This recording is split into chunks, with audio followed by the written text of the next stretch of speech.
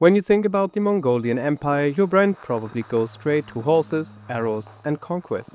But what if I told you that the same people who built the largest land empire in history also created one of the most innovative administrative systems the world had ever seen?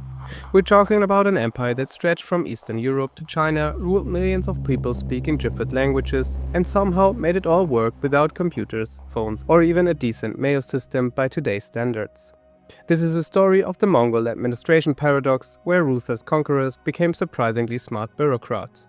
I am the Darkeneer, and you should stay a while and listen, because the Mongols figured out governance in ways that would make modern politicians jealous. Let's start with the structure. At the top sat the Great Khan, kind of like a CEO, who also happens to command the world's deadliest army.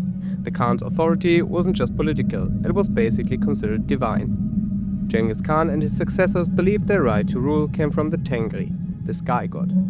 From now on, it gets interesting. Unlike most rulers who claimed divine right, the Mongols didn't just sit around expecting obedience. They built an actual system to back it up. The Khan established an imperial order that delegated responsibilities across the empire.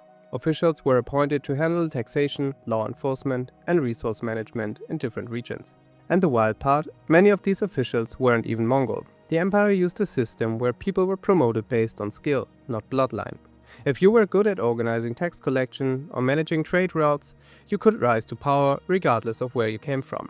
The empire itself was divided into several khanates, basically semi-autonomous regions that functioned like franchises. You had the Yuan dynasty in China, the Chagatai Khanate in Central Asia, the Yi Khanate in Persia, and the Golden Horde in Eastern Europe. Each operated under local leadership, but ultimately answered to the Great Khan. This wasn't just delegation, it was pragmatic genius. The Mongols realized they couldn't micromanage every village from Mongolia to Hungary, so they adapted local governance structures and blended them with Mongol oversight. If you're finding this fascinating, hit that subscribe button, because we're diving into history's most unexpected success stories every week. Now let's talk about something that sounds boring but was actually revolutionary: the postal system.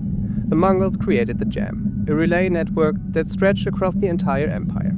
Picture this: stations positioned every 25 to 30 miles along major roads, each stocked with fresh horses, supplies, and messengers ready to go. A message could travel hundreds of miles in a single day. For that time, it was basically teleportation.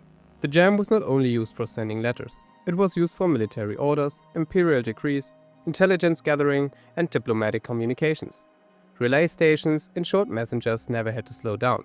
Ride in, swap horses, ride out. The system was so efficient that it would later inspire communication networks across Eurasia, including elements of the Silk Road infrastructure. And maintaining this network wasn't cheap or easy. The local administrators were responsible for upkeep of roads and relay stations. The Mongols understood that if information couldn't flow quickly, the empire would fracture. But the story doesn't end here. Now things get complicated. The Mongols needed money to run an empire, obviously, but they ruled over vastly different regions with different economies. So they adapted taxation method based on local conditions. In agricultural areas, tribute was collected as in-kind payments: grain, livestock, textiles. Farmers gave what they produced. In urban centers and trade hubs, merchants faced taxes on commercial activities, market fees, and trade tariffs. The Golden Horde and other khanates managed their own fiscal policies, giving them autonomy to tax in ways that made sense locally. This decentralization reduced resistance and made the system more stable. Möngke Khan, who ruled from 1251 to 1259, took this even further. He conducted a census of the entire Mongol Empire, counting not just households, but men aged 15 to 60, fields, livestock, vineyards, and orchards. Why? Because you can't tax effectively if you don't know what you're taxing. Möngke also established the Department of Monetary Affairs in 1253 to control the issuance of paper money.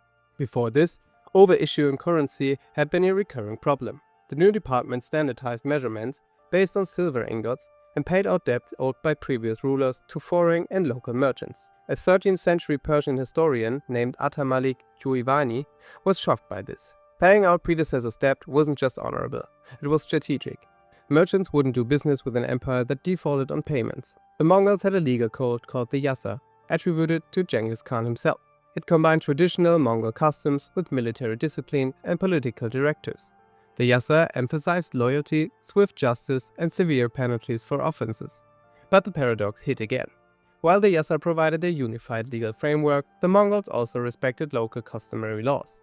In regions with established legal traditions, Mongol officials would blend the Yasa with local practices to handle disputes. This was flexibility. The empire understood that forcing Mongol law onto every conquered population would create unnecessary resistance, so they adapted. Magistrates and officials enforced Mongol principles while allowing room for regional customs. Legal disputes were handled by local leaders and appointed officials, prioritizing efficiency and stability. The goal was simple: keep order, resolve conflicts quickly, and maintain centralized authority without erasing local identity. You would expect the conquering empire to force its religion on everyone, right? The Mongols did the opposite.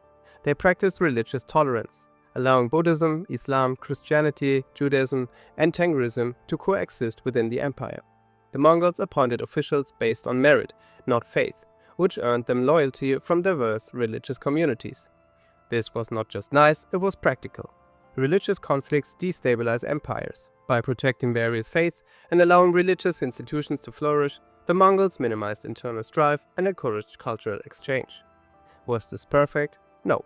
The Mongol conquests were still brutal and countless lives were lost. But within the empire's borders, religious diversity was not just tolerated but protected. The Mongol military machine required constant manpower and resources, so the empire implemented a structured conscription system where local leaders were responsible for recruiting and preparing soldiers. The system was organized with quarterly taxation and levies to support military operations. Horses, vital for Mongol cavalry, were mobilized from across the empire. The jam relay system was used not just for messages, but also for rapid troop and supply deployment. Strategic allocation of manpower and supplies was based on regional contributions. Some areas provided more soldiers, others more horses or food. The flexibility allowed the Mongols to sustain long military campaigns without exhausting any single region. So here's the paradox. The Mongol Empire was built on military conquest, terror and destruction. Cities like Nishapur and Baghdad were obliterated, with massive loss of life. The Mongols earned a reputation for ruthlessness.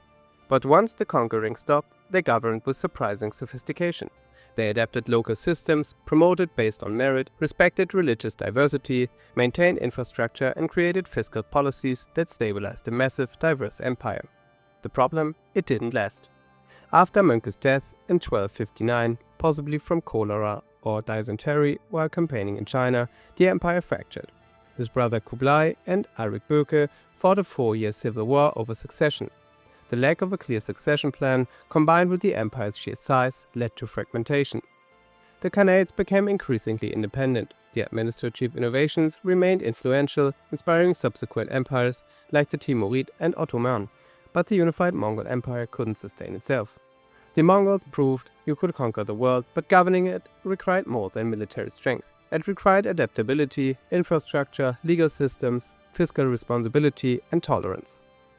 They got most of it right, but the empire's reliance on strong central leadership and the absence of long-term succession planning doomed it to a relatively short existence. Still, the legacy remained. The administrative practices, communication networks, and legal frameworks influenced empires for centuries. The Silk Road flourished under Pax Mongolica, connecting east and west in unprecedented ways. The Mongols' administration was not perfect, but for sure it was paradoxically brilliant. So my question is that: could the Mongol Empire have survived if they'd figured out succession earlier, or was fragmentation inevitable for an empire that large? Drop your thoughts in the comments. If you enjoyed this deep dive into history's contradictions, check out our last video on how the Bank of England controlled the fall of the British Empire. Because empires and money have always had a complicated relationship. Now, if you really enjoyed watching this video, then like it and consider subscribing to the channel, as we will bringing up more anticipated and exciting content. Thanks for watching, and I'll see you in the next video.